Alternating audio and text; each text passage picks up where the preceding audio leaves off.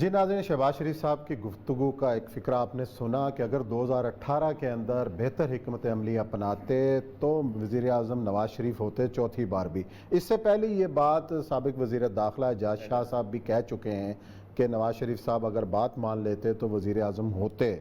تو یہ جو انکشاف ہے، یہ جو بات ہے، اس کا مطلب یہ ہے کہ جب 2018 کی انتخابی حکمت عملی ترتیب دی جا رہی تھی تو شاید شہباز شریف صاحب آن بورڈ نہیں تھے۔ اس انٹرویو سے تو یہ لگتا ہے یا بڑے بھائی صاحب نے چھوٹے بھائی جان کا جو ہے وہ کہنا نہیں مانا، اور یہ تو ہمیشہ سے مفاہمت کی طرف رہے ہیں اور وہ مزاحمت کا استعارہ رہے ہیں، اور مفاہمت اور مزاحمت میں پھنسی نون لیگ میں سے کبھی نون لیگ نکل رہی ہے، کبھی میم لیگ، آج تو شین کی بجائے میم کا بھی نام آ گیا۔ میں اس بات کو آج میم کا نام آ گیا،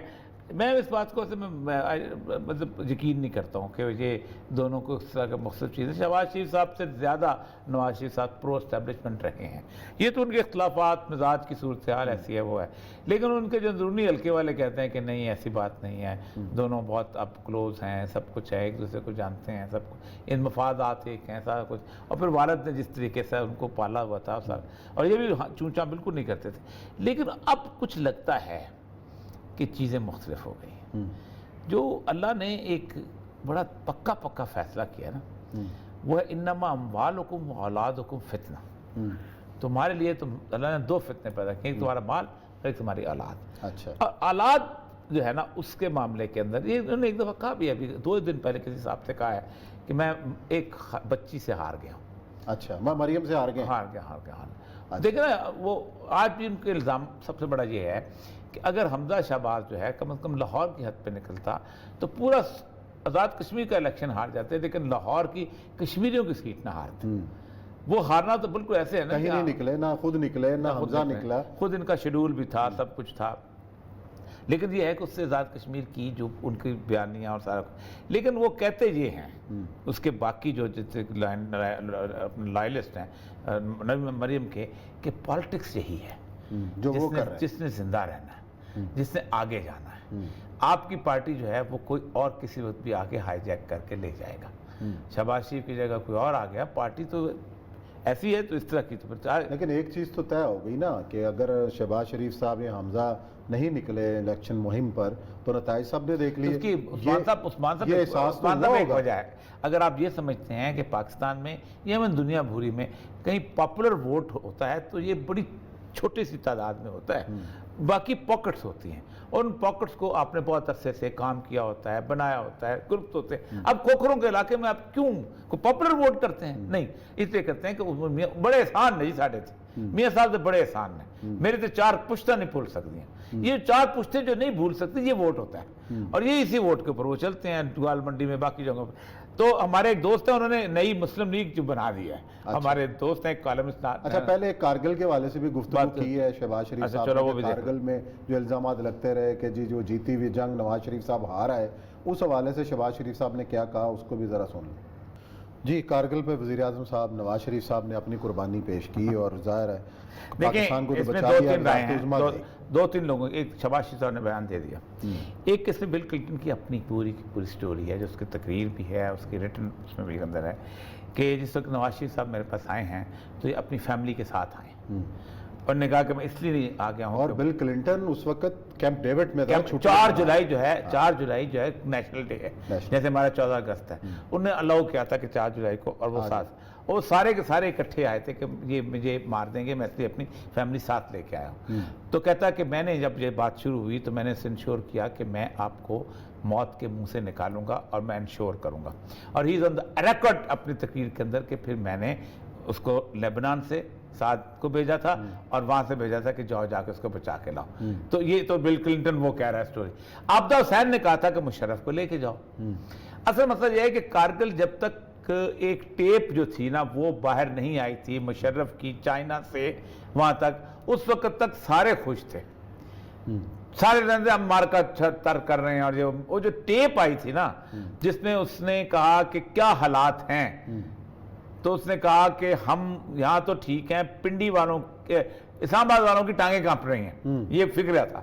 اس زمانے میں 3 دفعہ برجیش مشرا جو ہے وہ یہاں آ کے ملاقات کر کے جا چکا تھا، جس کو پھر انہوں نے غائب کر دیا تھا۔ تو یہ اتنا بڑا ایشو ہے، یا تو اس پہ کروائیں کوئی بہت بڑی قسم کی ڈیبیٹ، پبلک ڈیبیٹ ہونی چاہیے، پبلک ڈیبیٹ نہ بھی ہو تو بہت بڑی انکوائری ہونی چاہیے کہ یار ایکچوئل میں جاوید حسن صاحب ہمارے یہاں ہوتے تھے، پھر جلال عزیز سے میں پوری کی پوری انٹرویو لیا ہوا ہے اس کے اوپر سارا، یہ تو ایشو ہے۔ لیکن اصل مسئلہ یہ ہے کہ ہمارا جو موضوع تھا کہ جو وہ ہمارے دوست نے انہوں نے کہا کہ جی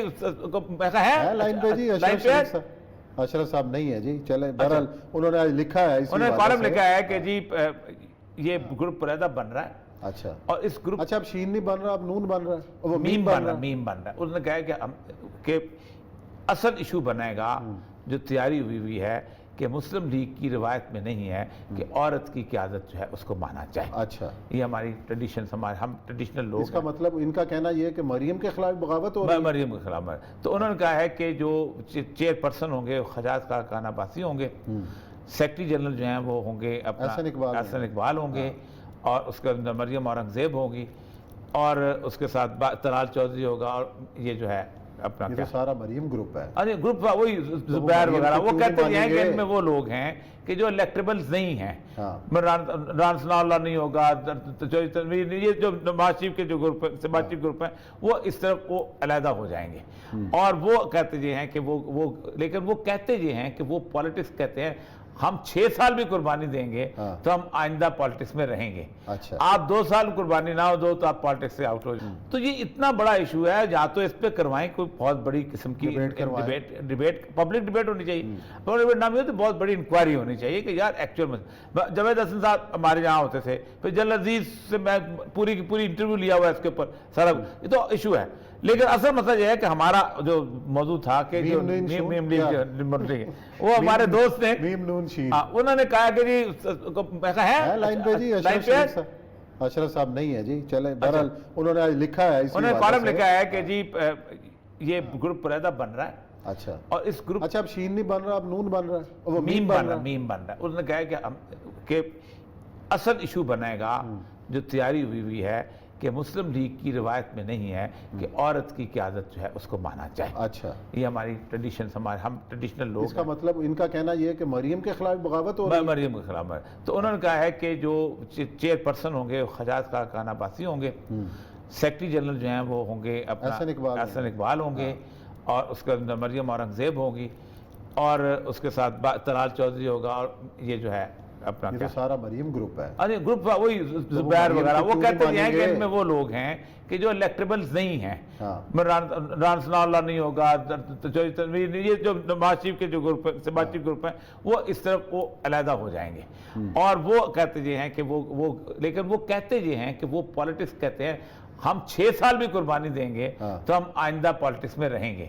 آپ 2 سال قربانی نہ ہو دو تو آپ پالیٹکس سے آؤٹ ہو جائیں گے، اور وہ آپ چلیں جی دیکھتے ہیں ہوتا کیا ہے۔ یہ مفروضے جتنے بھی اڑتے رہے آج تک تو حقیقت کا روپ نہیں دھارے، لیکن شہباز شریف صاحب کے یہ جو تیور نظر آ رہے ہیں اس سے لگتا ہے کچھ نہ کچھ دال میں کالا ہے۔ یہاں لیتے ہیں بریک کے بعد آئیں گے اور ذکر کریں گے کورونا کا۔